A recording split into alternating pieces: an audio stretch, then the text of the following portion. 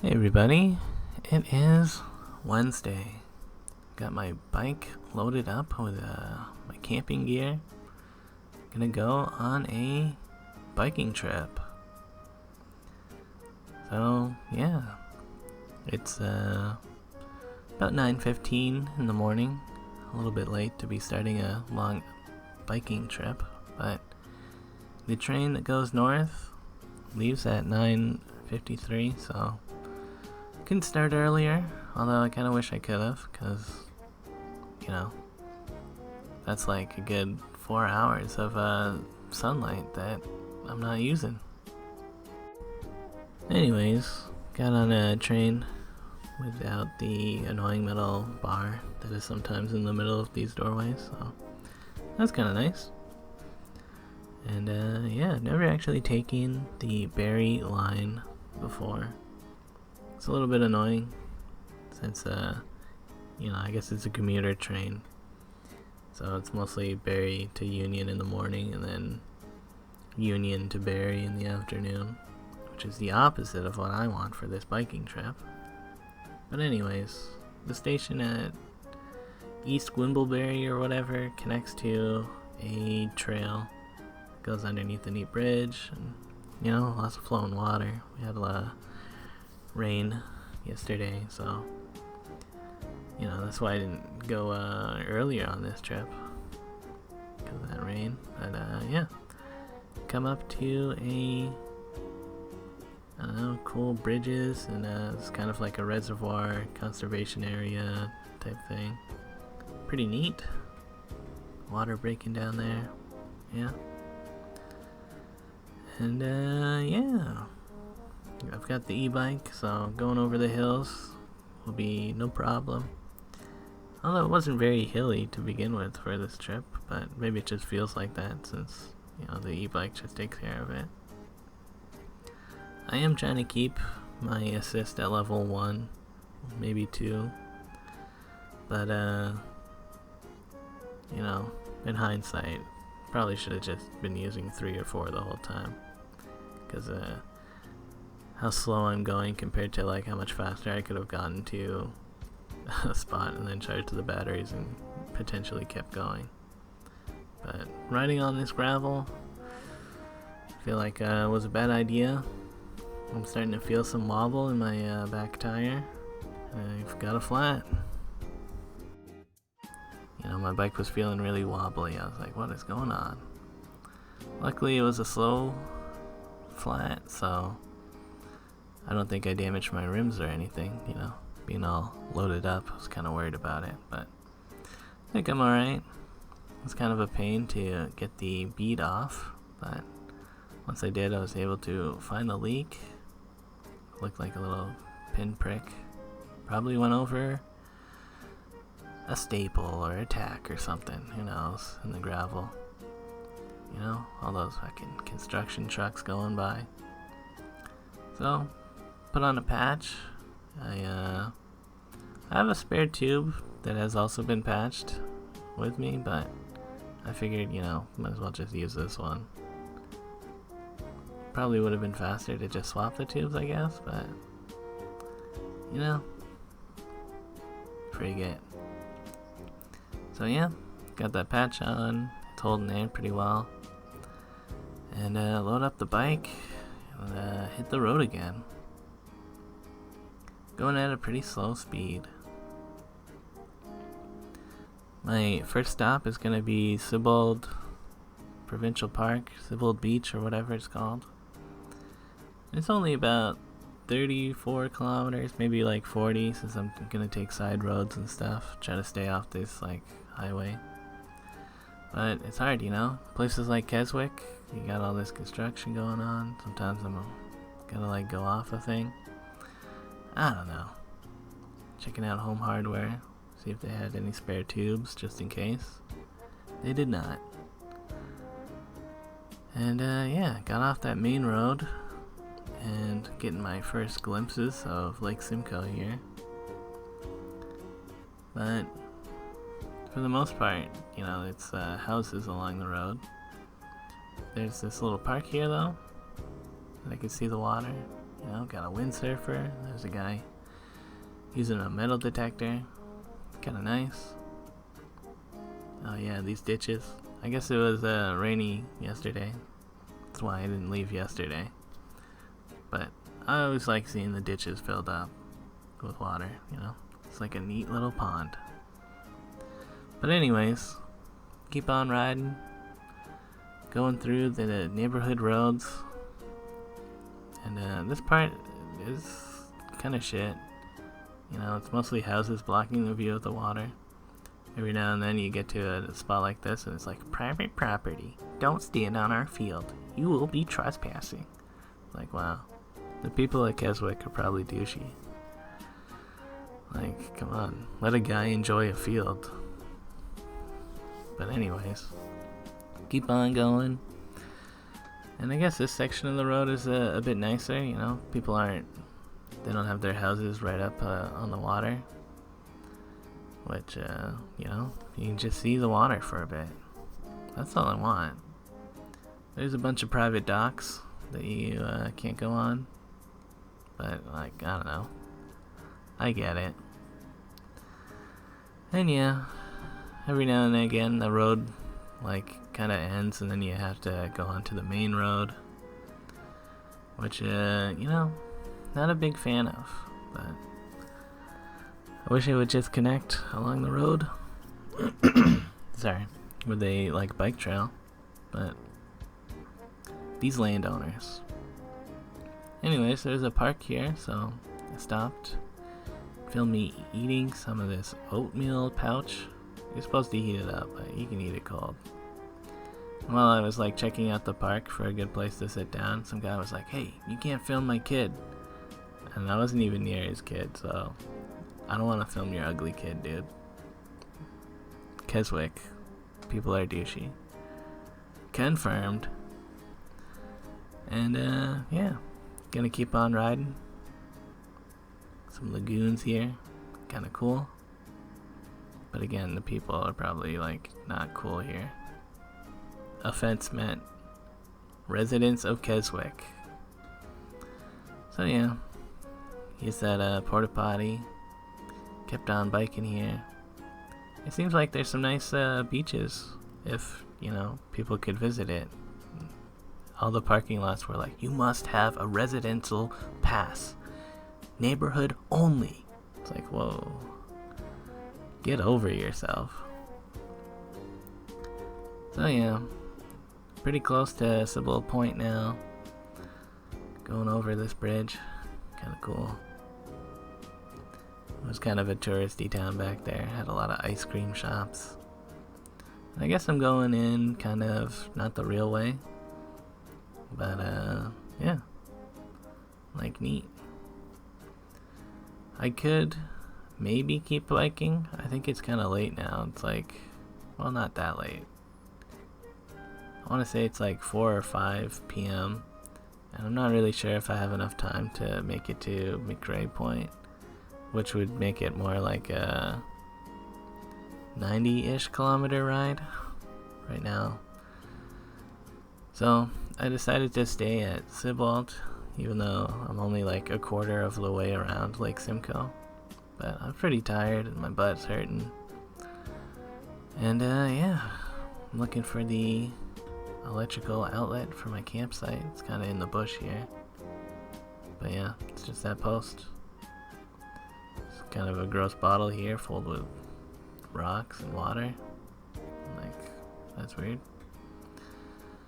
So, since I was babying the bike battery, I only used one of my 5 charge lights. So, probably could have just got here faster and then charged up and continued to ride further around the lake. But oh well. So yeah, I'm just setting up the camp now, getting the tent up. You know, it's a pretty nice tent. Thanks Adam and Don. You know, this was a Christmas gift. I think it was Christmas. Maybe it was a birthday thing? I don't know.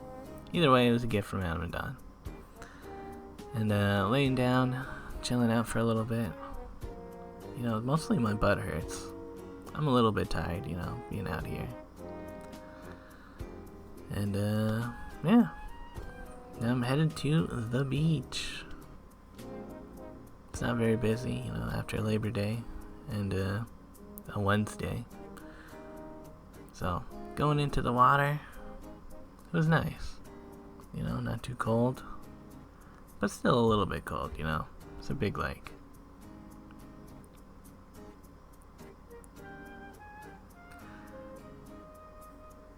Yeah. Also figured I would eat at the beach. You know, try to keep the food smells down at my campsite. And yeah, I see a lot of backpackers do this, where they just bring like wraps and then they put peanut butter and maybe a banana in there. But I forgot to bring a banana. I kind of figured I'd see a store that was selling bananas, but never really saw one. And the park store was closed, so who knows. Yeah, I guess it kind of makes sense for those backpackers. It's like a tablespoon of that's like 200 calories, plus one wrap is like 130. It's like a 330 calories in one of those wrap things. For how small it is, it's probably good for the for the backpackers. But yeah, looked around the lake a little bit, and then you know, I'm still tired, so I'm just gonna head back to camp.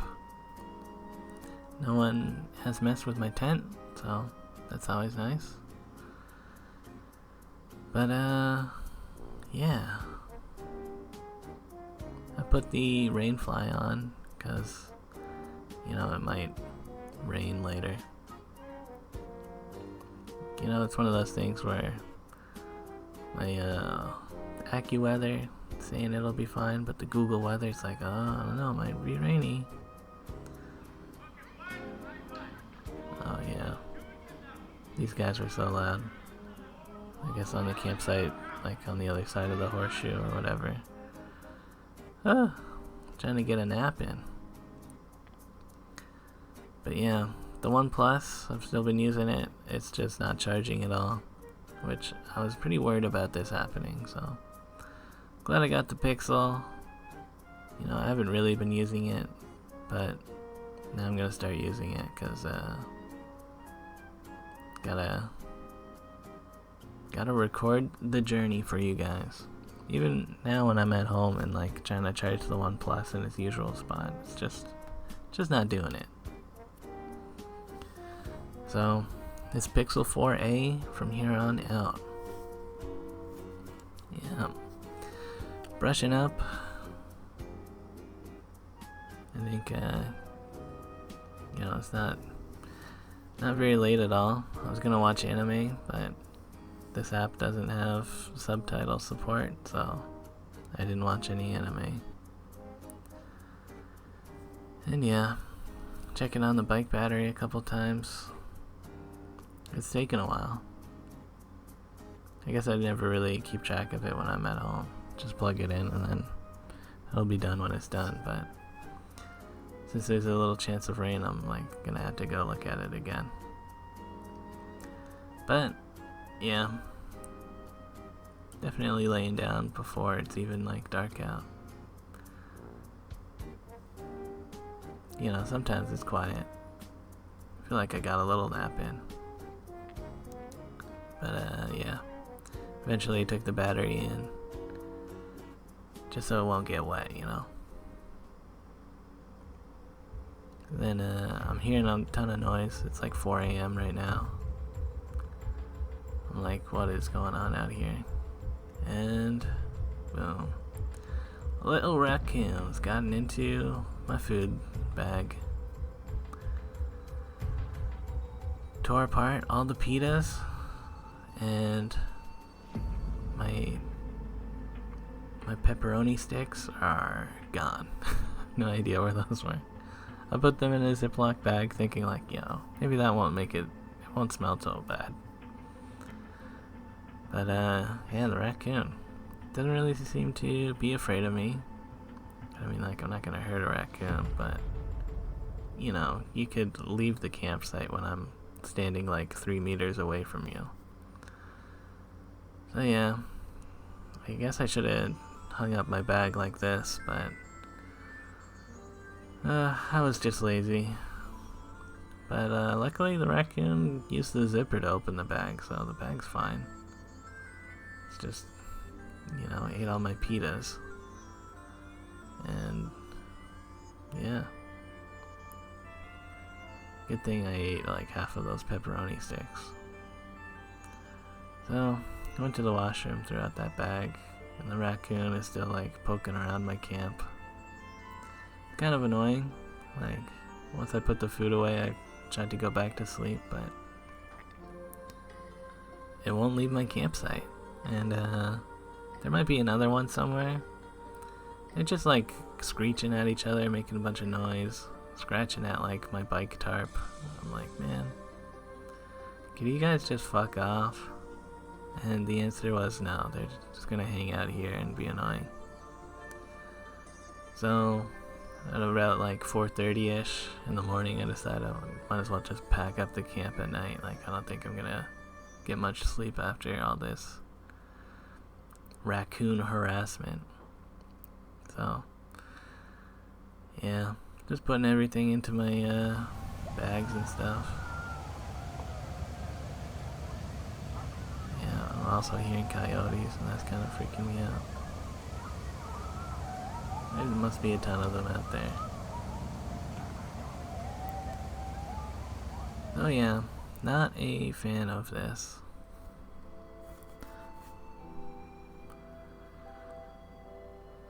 Anyways, oh yeah, the Pixel night camera, pretty nice. Actually take a picture of the night sky, just like handheld. So I got the bag all packed up, and you know, looking to make sure I didn't leave anything on the ground. And my tires still full of air, patch is holding up. So yeah, heading out. And it looks darker than it is. You know, the sun is definitely lighting up the cloudy sky. So even though it's a little bit before sunrise, it's still pretty bright out. And yeah, saw this municipal treated water. I'm gonna replace all the water that I had from the park because I felt like it didn't taste that great, even though this is probably the same shit, but it seemed like it tasted better for whatever reason. Yeah. So yeah, I think this is like a ferry. Maybe if you wanted to go over to like Georgina Island or whatever the island's called. I'm not gonna do that. I'm gonna try to ride to Barrie. You know, I was thinking if I ride to Barrie, that's about 100 kilometers, and then I can just go home. I guess I didn't mention how much it was. It was like $50 for the campsite, which kind of seems like a ripoff, you know? I'm like, maybe for a family that'd be good, but there's no like single camper, small site. Just like, I don't know, $10 would have been worth it, but yeah. Don't want to spend that again, so there are other places like Bass Lake, I think, has camping. But nah, another $50, no thank you. And every now and then I'm coming to roads that are kind of busy. This is the Trans-Canada Highway. I had to be on this for like 2 or 3 kilometers, just riding in that gravel shoulder, but after this golf course I could go into another residential area. And yeah, bunch of kids waiting for the buses as I'm biking by. Pretty neat. I don't know, treehouse or whatever this like witch hut looking thing is. And yeah, came across a convenience store, so I got some goldfish since all my food is raccooned. So yeah, I'm pretty close to the lake right now, but It's mostly just houses on the left side where the lake would be, so you can't really see anything. Yep, back on Trans-Canada Highway for a bit. There was this like ATV trail over here that I think, Google is like, oh yeah, that's a bike trail. But it is not a bike trail. Anyways, coming into Beaverton. Yeah, the timestamps on the pixel are a little bit messed up, so it's kind of hard for me to tell at a glance what time in the morning this is. But I think it's like 8 or something. I'm still going at a kind of a slow pace, I guess. I'm using the assist level 2 instead of 1 for most of the ride. Oh yeah, I saw a bird fly off from that nest. That was pretty cool. And yeah, some nice farmlands. Yep, going down into another area that's runs close to the lake. And I think that might have actually been a part of the Trent Severn. Not really sure. For this part, I'm staying away from the lake. I could follow the lake more closely, but it's just adds more distance since it doesn't like stick close to the lake. I'd have to go back to like the Trans-Canada Highway again, so yeah. Just enjoying some farm fields, and took a little rest. Again, my butt hurts from the seat. I gotta get a wider seat. And yeah. Then there's kind of a nice trail, this gravel, but it's better than what I have been riding on, I think. It's nice to be separated from the road and the cars. But yeah. I think this is Breachin or Ramara, whatever they want to call it. It's kind of both. They have all these blue bikes everywhere, and you'd think they'd have more bike infrastructure, but they're like, yeah, look at that nice bike lane on the Trans-Canada Highway. Which I'm sure on a different day would be full of parked cars. So yeah, keep on biking. Eventually find another side road that's gravel for a little bit, and then becomes paved. So let's see, kind of hard to tell exactly where I was along here, but eventually, if I had taken the road that was along the lake, you just go to this lagoon city, and it seems like there might be a path that could connect to the next neighborhood, but not really. So instead of going in there and doing an extra 6 kilometers or whatever, it's yeah, I'm biking around. And yeah. I guess now I'm headed towards the lake, though. Maybe... I don't know. It's just a neat swampy area. I didn't super plan out the route that I was going to take. I kind of just wanted to, go and see what's going on. And, this is one of those areas where it's oh, am I going to have to go all the way up to the highway just to go back into the neighborhood street? But luckily, when I actually went there, even though there's a no exit sign on the beginning of the road, the people had a little walkway that you could pass through, which is nice. People don't have to do that, but come on, man, no one wants bikers on their highway, right? So anyways, I'm at Mara Provincial Park, and there was some guys working here. They were unloading the wood and I guess getting ready to close down the park. But they said I could charge my battery there, and the park is technically open even though the gates were closed. for, you know, day use. And he told me I couldn't camp here a couple times. I think he saw all the stuff that I had and was like, yeah, there's no camping. If you want to camp, you gotta go to a different park because there's no camping here. Like, alright, I don't want to camp, I just want to charge the batteries.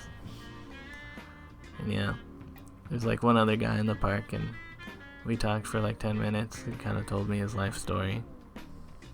He installed cell towers pretty much around the world, he said. And he misses China. I think he spent like 10 years in China and he wants to go back, but can't. So yeah, you know, I could wait on the beach and just hang out, but I figured I'd just chill out by the battery, even though, you know, like 3 people walked by and I don't think any of them would have stole my battery for no reason, you know. But yeah, just hanging out. Sometimes it's sunny, so I'd hang out in the shade. But yeah, around 2:30, it wasn't quite fully charged, but I feel like I had waited around enough. Want to get back out there. So yeah, that's what I'm doing. From here on out, it should be an easier ride. Arilla has bike lanes going over this bridge, and then you can see a swing bridge. It's probably not in use anymore, but always neat to see them. But the big thing is they have a rail trail, which is completely paved inside the city, which I'm like, damn, yo. I wish there was a super bike highway where it was just, you know, just a little strip of pavement along a regular highway, you know, let the bikers get around easy. Yeah, it's just kind of mind-blowing to me how much money Canada spends on highways, and then, you know, the Great Canadian Trail is like kind of shit in terms of like connectivity and like, you know, there's spots of the Great Trail where it like just joins with a highway and it's like good luck for 2 kilometers. Like, man, just put in the fucking effort. Like, how hard is it? But anyways, Arilla, kind of nice. Once you are out of the city, the trail is just gravel, but it's a good gravel path. You know, it's not too. It's like fine gravel, so it's not slippery for the most part. And the wheels are going over it. Pretty nice. And yeah, for the most part it's just through like forest, but it's also marshy and there's a couple ponds coming up. Crossing the road here is, you know, it's not a very busy road, so pretty easy. And yeah, this is a neat spot. Looks like maybe there's some beaver dam action going on here. Pretty cool. I wonder if it's big enough to kayak in. Yeah, kind of want to get a kayak. You know, the Trent Severn Dreams kind of rip this year. I don't know. Maybe next year. Who knows, you know? Lots of nice forests here. I'm thinking like, man, could have just camped in these forests. But there's a lot of poison ivy. I think I already said that. But yeah, this trail goes all the way to Barrie. So that's why I'm like, yeah, here on out, it's easy street. There's definitely some points where I was riding on those country roads where I'm like, man, I'm hating it. But this trail is dope, and I'm feeling good. Also feeling hungry. And there's a pizza place that's pretty close to the trail, so I'm headed over there now. You know, it's just behind those buildings. Yeah. I asked if they had a menu, and the guy's like, we have pizza. Even though their sign outside says subs and wings. I was like, maybe I could have got subs and wings, but whatever. I just got a medium pepperoni. And I'm charging my battery here as well. You know, I ate that whole medium pepperoni pizza. Partially because, how am I gonna store pizza? I guess, I don't know. But also, I was pretty hungry. I think I'm at the like 80-kilometer mark today. So, yeah. Keep on riding. Sometimes the trail crosses over the road and continues to be a trail. Passing by some of these fields. Smelled odd. And I'm like, what kind of plant is this? And I didn't get a close look, but this might be a giant marijuana field. And I mean, like, they legalized it, so maybe. Yeah. Every now and then I see a bike repair stand. That's pretty nice. It's like, come on, you know? That's some good shit right there. So, yeah. Kind of coming to the end of this rail trail.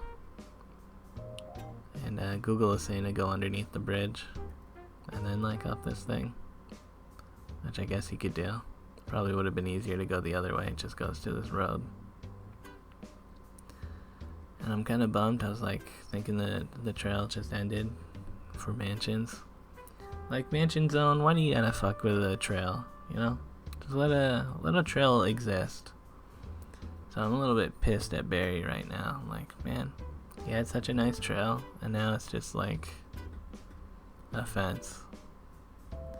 Barry. Like, what is this? Like, shit. Barry's in my bad books right now. I'm like, now it's making me bike on this like weird sidewalk thing, and then it pointed down into like an actual trail section, and I was like, alright, you know what? Maybe Barry's not so bad. Because now it's like that trail again. Weird connection. But, alright. Passing by that beach. I think I might have been there before. I have cousins that live in Barrie, so, you know, I mostly just visited them at their house, but one time we did go to a beach. And, yeah. You know, getting closer to their downtown. Kind of a nice park here. And I had to take a shit, but these washrooms are closed. And I'm like, how could you have washrooms closed? In this time of year, in the world we live in, like, Barry, you're on the shit list again. Like, what a shit town. And then this washroom station was open, so I was like, alright, maybe you're alright again, Barry. So, yeah, I'm headed to Barrie South Go Station. So I'm just gonna follow along the bike path. You know, I'm looking at the water mostly, thinking like, yeah, it's pretty nice. Eventually the trail sort of ends, but sort of continuous. Like, I could have gone the other way, and I don't know, maybe that would have connected better, but I didn't really want to ride on the busy road, but eventually it kind of just connects up anyways. And there are bike lanes over there, but it's just painted lines, so while I could, I would stay on like the sidewalk, but eventually the sidewalk is kind of narrow, and then there are people walking around. Oh yeah, these houses looked exactly like my cousin's house, so I was like, well, that's one of the weird things about Barrie. It's like, it feels like the city was made by one company, one construction company, one architect. But anyways, I feel like I've ridden on every bike lane in Barrie, as I'm taking kind of the long way to Barrie South Go Station. Yeah. I'm gonna be kind of early. Like I said earlier, the trains go south in the morning and then north in the afternoon, except for one train at 9:15. There's a train that goes downtown, so I got about 2 hours to kill here. pretty much. I'm just looking at the station. Like, yep. I'm just gonna sit on this bench for like 2 hours. And it does feel good to sit on a bench. You know, listen to some podcasts, chill out, watch the trains go north. And the track doesn't end there. There's a train yard further north. And while I'm sitting here, I'm like, if there's a Barry Southco, is there a Barry North? And no, there's no Barry North. But there is an Allendale, which was way closer to the waterfront, which, you know, I guess I could have been hanging out downtown instead of biking over to this station where there's kind of nothing. So, oops. But what the fuck is Allendale? Why don't they call it Barry North? Like, Allendale's nothing to me. If you got a Barry South, I'm like, whatever. So, eventually the train comes, and I know some of you are going to be disappointed that I didn't technically bike around the lake. But if I ride my bike on the train to East Gwimbley, then there you go. I was on my bike the whole loop. So, there you go, Tyler. Anyways, I'm on the train. That dog barked at me when I went to the washroom. And, yeah. Kind of just chilled out. I think it's about an hour and a half trip. Got a little bit of rest, I think. But not full on sleep, which would have been nice. But also, you know, I don't want to stay on the train too long or something. But yeah, as I got off, I think I saw some other bike packers. Kind of neat. But I'm just headed home, pretty tired, you know. Woke up at like 4 a.m. Barely slept the night before, so I'm ready to go to sleep. And yeah, neighborhood pretty poppin', even though it's just a Thursday night. Those downtown Dans hanging out. So yeah, pretty long episode, guys. Thanks for sticking in there if you watched the whole thing. Peace out.